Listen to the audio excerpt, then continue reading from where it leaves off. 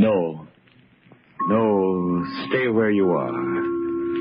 Do not break the stillness of this moment, for this is a time of mystery, a time when imagination is free and moves forward swiftly, silently. This is the Haunting Hour.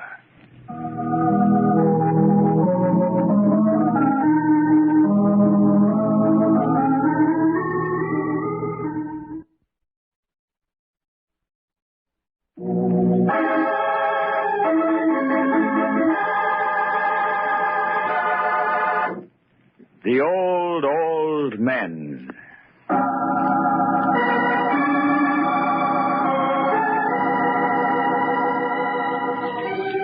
At the foot of Fulton Street, where fishing vessels and other boats come laden with cargo for New York City's people and industry, lies the Schooner Hotel, surrounded by dingy fish markets, gray, forbidding warehouses, and abandoned buildings. It overlooks the cobblestones of South Street. Many years ago, perhaps, it was the private mansion of some colonial merchant. Now, it houses only the old, the poor, and the unwanted. Retired sailors and fishermen, broken-down draymen, and those who have lived out their lives, but have not died. One foggy December evening, a shining black limousine glided to a stop in front of the hotel. Mrs. Ralph Hollister sat in the back, tense with shock and astonishment. Schooner Hotel. Snowden, are you sure this awful place is where my stepfather lives? Yes, ma'am. I checked the address with the detective. He said Mr. Stebbins had been here 3 months, ma'am. Snowden, wait here, please. If I need your help, I'll call you. Yes, ma'am. Funny the old gentleman coming back to where he started, isn't it, Mrs. Hollister? Oh, don't worry, Snowden. He won't be there for long.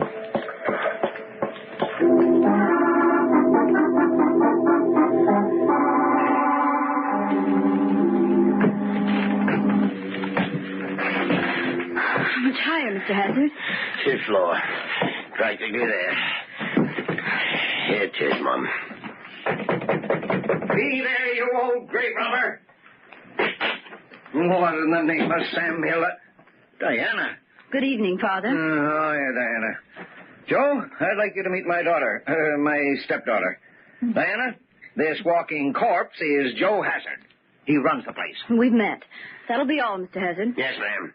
See you later, Larry. Dead, I hope. Let's go inside, Dad, and shut the door. Have a seat, Diana. I won't sit down because I'm not going to stay. You've had us all worried sick, running away from home and not letting us know where you were. I sent you postcards. What more do you want? You're coming home with me right now, immediately. Now, let's start packing. Now, Diana, don't start that. I'm not going back to all those stuffy society people. You're 78, Father. You're rich, entitled to comfort. Diana, now you get this straight. I won't go back with you. Dad. Now, listen, Diana, I've got everything I want. Good fishing, good sleeping, good eating, good friends. Friends? Those horrible old men? Yes, friends. And there's not one of us that doesn't look forward to the other's funeral.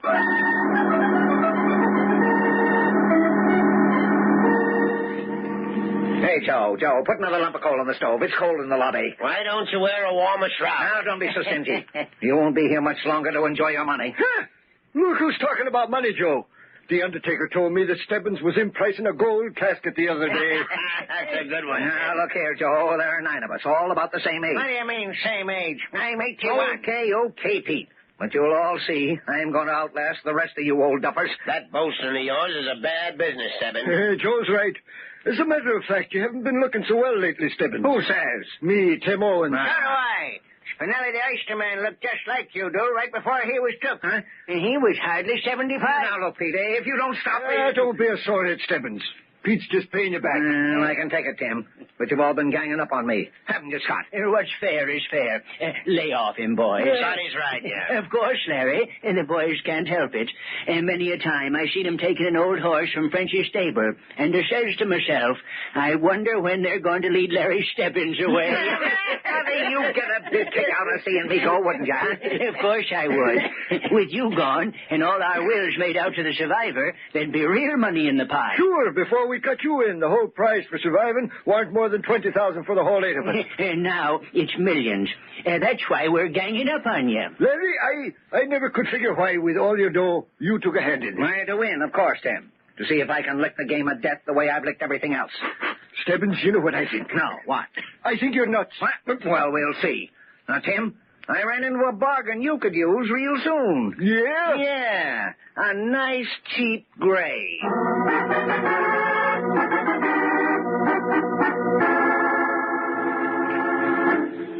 It was horrible, Ralph, and yet he absolutely refused to leave. Well, Diana, we might as well face it. Your stepfather hasn't been happy living with us. But why must he stay in a place like the schooner? Oh, any other surroundings are too tame for him. He's always been a vigorous person. Then, there's this morbid game they play. Oh, it's incredible. One night he said he climbed into bed and found a tombstone there with his name on it. Oh, it isn't human, Ralph. It isn't human. Oh, Diana. Now, darling, take it easy. Ralph, you've got to make him move. You've just got to. All right, Diana, but how? I don't know. You just must go down there with me and speak to him. No, I'm afraid speaking won't do any good, dear. We'll have to use force. All his life, Lawrence Stebbins has used force, and it's the only thing he understands.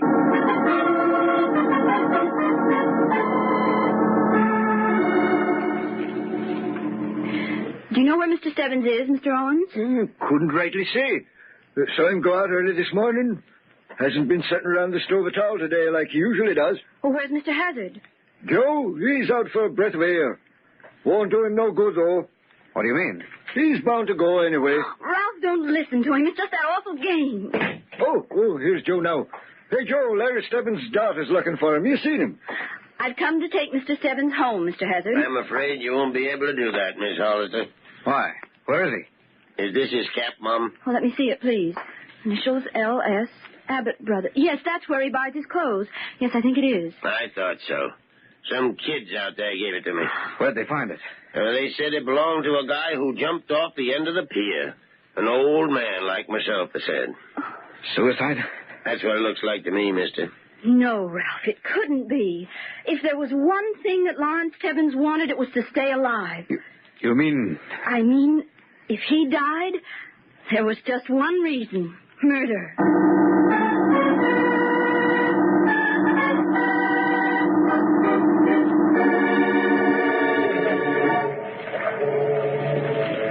Here it is, Fish Market Diner. Well, let's go in, Ralph. All right. But I still don't see why you're so suspicious.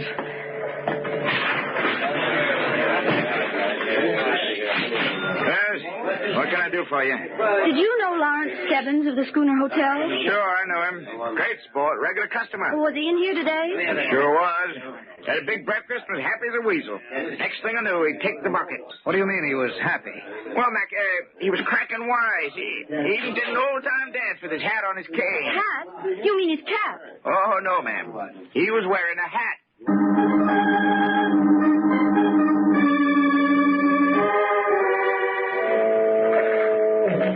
If we just stand here opposite the hotel, we can watch who comes and goes without being seen in the dark. Diana, watch that door.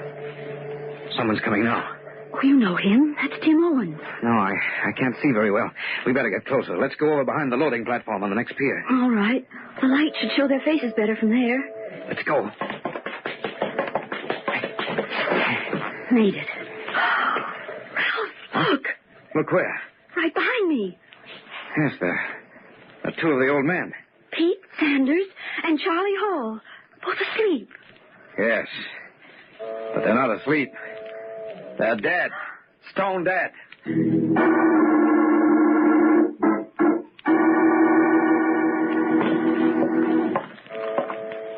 It was just at the side of the pier north of the hotel. As soon as we saw them, we came for you, Sergeant Boyd. You say there were two of them? Yes, you can see for yourself. Probably just a couple of bums sleeping off a drunk. On a December night? Besides, I'm sure they were Pete Sanders and Charlie Hall. They were dead, all right. We'll see. You're a little edgy about your stepfather's suicide, ain't you, ma'am? Oh, of course I am. Well, you could have made a mistake. You know, the police boat is still out there dragging the river. May take days to find him. Well, here we are. Now, we were standing just about here, weren't we, Diana? And the bodies were... The bodies? They're gone.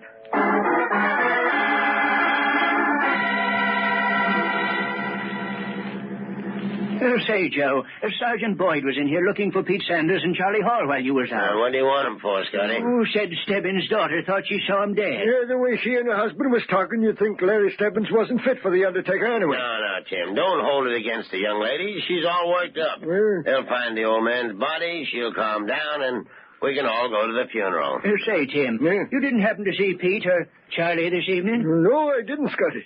But I was out a while. Maybe Sullivan did. Wake up, Sullivan. Wake up. He's been sitting here in the lobby all evening, snoozing off and on. That's a good idea, Tim. Sullivan. Sullivan. Hey, wake up. He's out like a light. Hey, I think I'll hang some crepe on him. Scare him when he comes to. Oh, lay off that stuff for a while, Tim. It gives me the willies. Sullivan. Sullivan. Try shaking him, Scotty. Sullivan, wake up. Pat. Hey, don't fall over like that. Joe, he's not asleep. He's dead.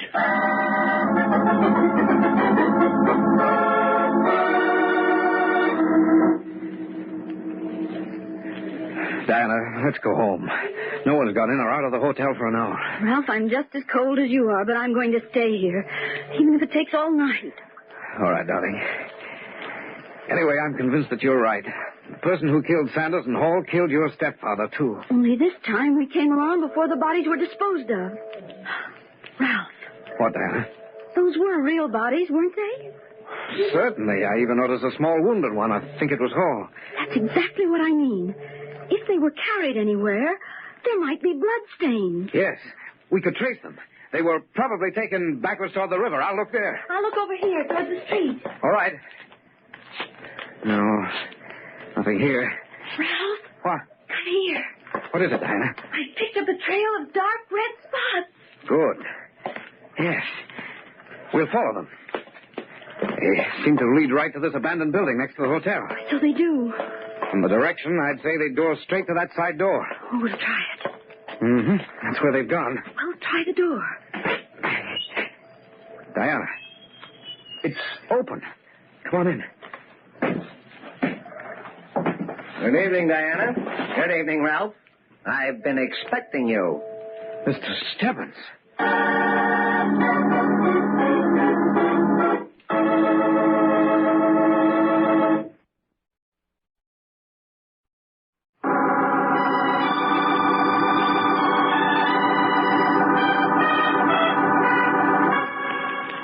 When Lawrence Stebbins disappeared from the shabby Schooner Hotel at the waterfront, the police and everyone else thought he had committed suicide. However, his stepdaughter Diana and her husband, Ralph Hollister, felt that Larry Stebbins, who had fought his way up in the world, would not give up the ghost simply because he was badgered by the other old men living at the hotel.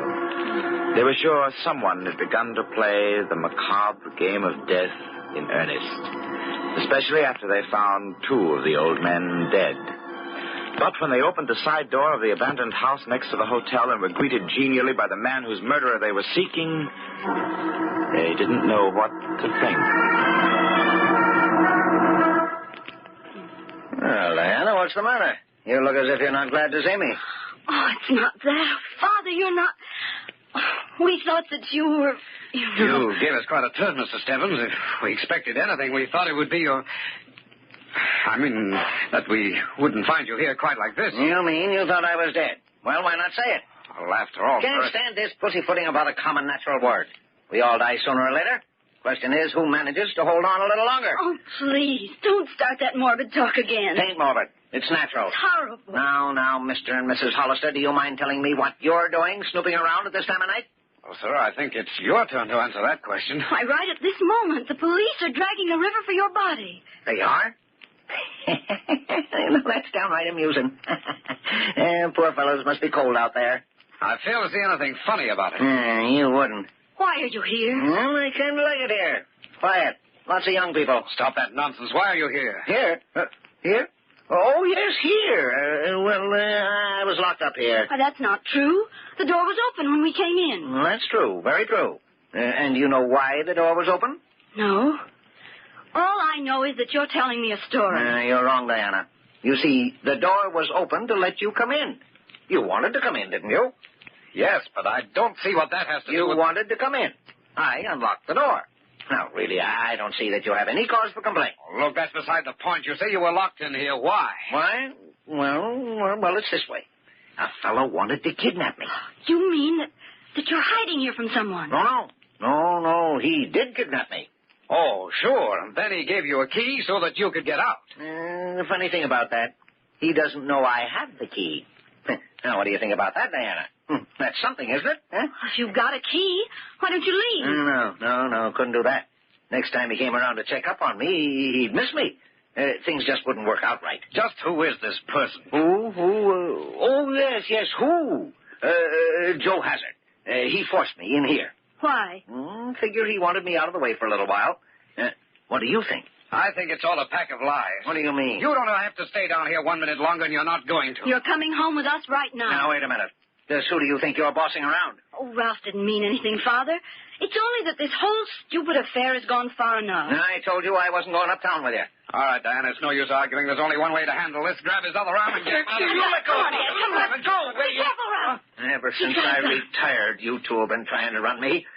Well, you're not going to any longer.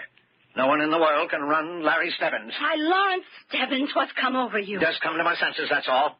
I want to stay here, and nobody's going to tell me different. Now, get moving. What? Where to? You're going down the cellar, where you can't interfere. Turn left. Now, down those stone steps. Bloodstains, they go this way. I can't believe it. I can't believe it. Be quiet, Diana. You wouldn't want to get me in trouble, would you? Now, you. Ralph, open that closet door. Ralph, the bodies, they're in here. Go ahead, get in there, both of you.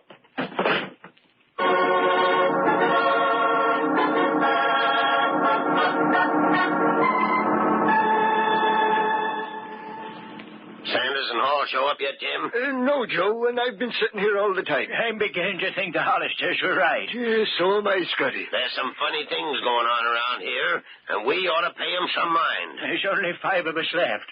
Us 3, McIntyre and Everett. We'd better work fast. Where is Mac and Everett, Joe? Went to bed, Tim. I told 'em they better stay down here, but they laughed and said I was nuts. Didn't they, Scotty? Mac said he was going upstairs to dream about my burial. I got sore as all heck. I can't stand that talk anymore after what's happened. Scotty, go upstairs and tell them to come down here. We ought to keep together. I'd feel safer if I knew you was all sitting here in the lobby. Okay, but they'll probably yell murder when I wake 'em.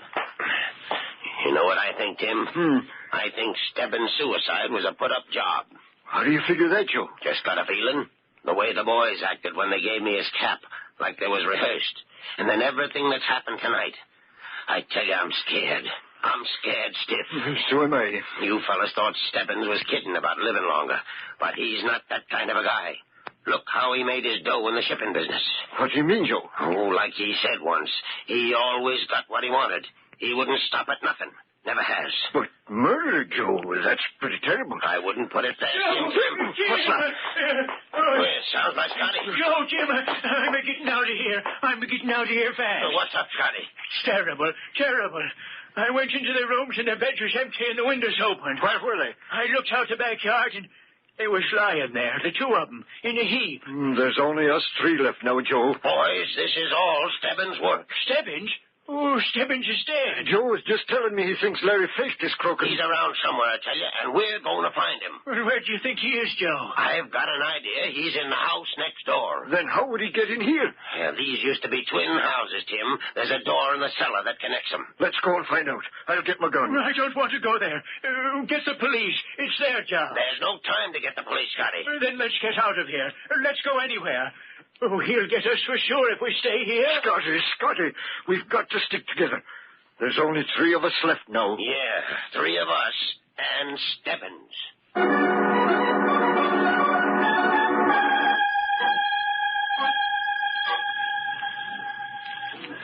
Ralph, what's happening? I can't hear very well through this ventilator, but I'm sure that after he locked us in here, he went upstairs. I heard the door slam, so he probably went out. Oh, if he only hadn't locked us in here with these awful bodies. Oh, Diana. I suppose it's no use even trying to think he isn't guilty.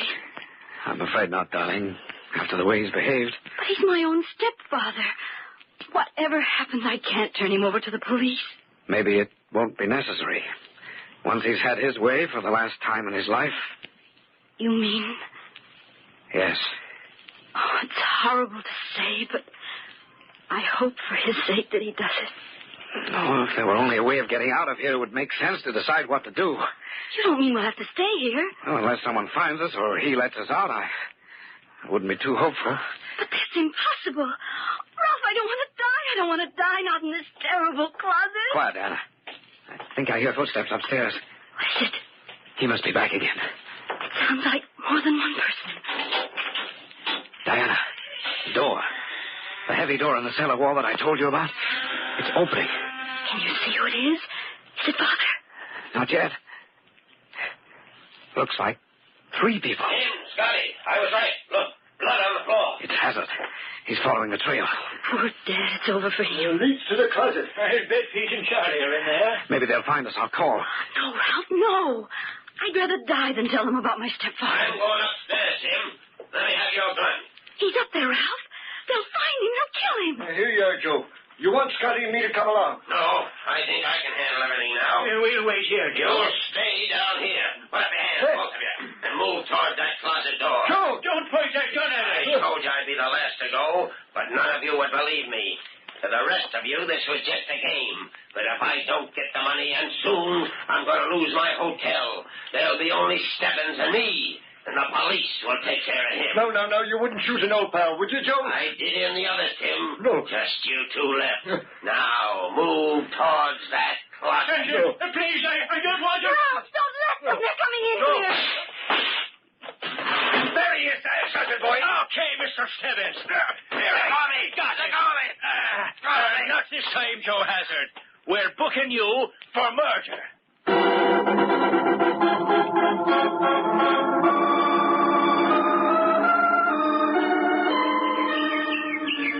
Nice sitting out here in the park, ain't it, stranger? Yeah, Pop. Don't call me Pop. You know who I am? No. Yeah. Look at this clipping. Waterfront hotel keeper convicted for murder of 7 on testimony of Lawrence Stebbins, retired shipping magnate. That's me. Yes, sir. 7 murders, and there needn't have been any if I had stopped Joe Hazard before he finished them off. Really? Yes, sir. Went to 8 funerals. But I really got a kick out of Joe Hazard's. Had to lock my stepdaughter and her husband up, too. They nearly crabbed my whole plan. You know, Joe Hazard thought he could plant all those murders on me. But you have to be pretty clever to outsmart Larry Stebbins. Listen, Pop, you going to shut up? I'm reading. Okay, mister. I'll go. 8 funerals. And no one will even talk to me. It's kind of lonely, though, now, Larry. Ain't it? No friends, no family. Yes, Larry, it's kind of lonely. Like a tomb.